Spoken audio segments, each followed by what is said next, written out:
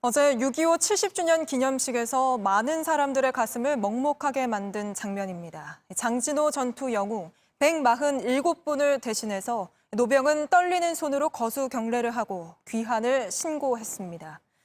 문재인 대통령은 이 자리에서 북한에게 전쟁을 끝내기 위해 담대히 나서달라고 했는데요. 과연 북한이 여기에 화답할지 김선미 기자가 짚어봤습니다. 문재인 대통령이 어제 내놓은 메시지는 종전과 평화였습니다. 아직 우리는 6.25 전쟁을 진정으로 기념할 수 없습니다. 아직 전쟁이 끝나지 않았기 때문입니다. 북한에도 체제 위협을 걱정하지 말고 평화의 길로 나오라고 주문했습니다.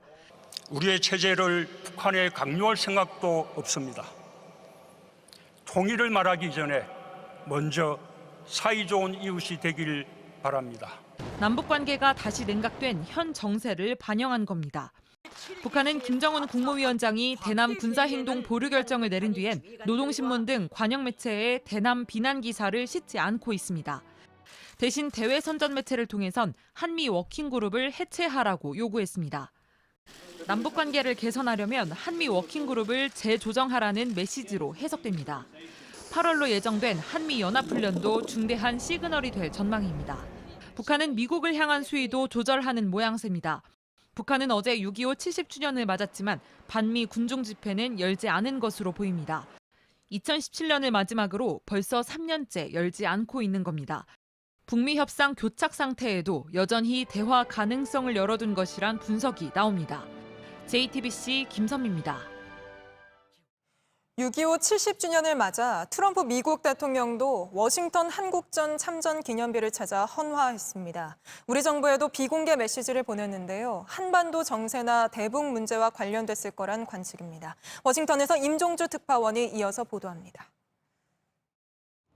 트럼프 대통령이 취임 후 처음으로 워싱턴 한국전 참전 기념비를 찾아 헌화했습니다. 추모사나 연설은 없었지만 함께 자리한 이수혁 주미대사에게 한반도 정세에 관심과 우려를 표명했습니다. 평화가 유지되도록 좀 노력을 계속 해주기를 바란다더니 그렇게 하겠다, 그렇게 하고 있고 앞으로도 그렇게 할 거다부터 다짐을 하셨어요. 트럼프 대통령은 이어 별도의 메시지도 남겼습니다. 메시지도 있고 한데 그건 아직 공개하기는 그런.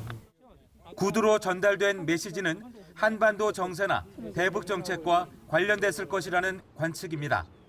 미국 당국자들이 대화의 문이 열려 있다고 연일 강조하는 상황에서 다소 진전된 내용이 담겼을 수 있습니다. 볼턴 회고록 파문 이후 한미동맹 관리 차원의 입장을 밝혔을 것이라는 분석도 나옵니다.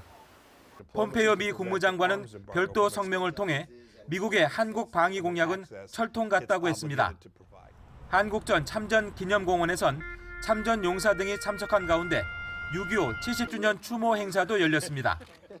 이번 70주년 행사는 코로나19 여파로 그 의미를 기리는 추모 헌화식으로 규모를 최소화해 진행됐습니다. 워싱턴에서 JTBC 임종주입니다.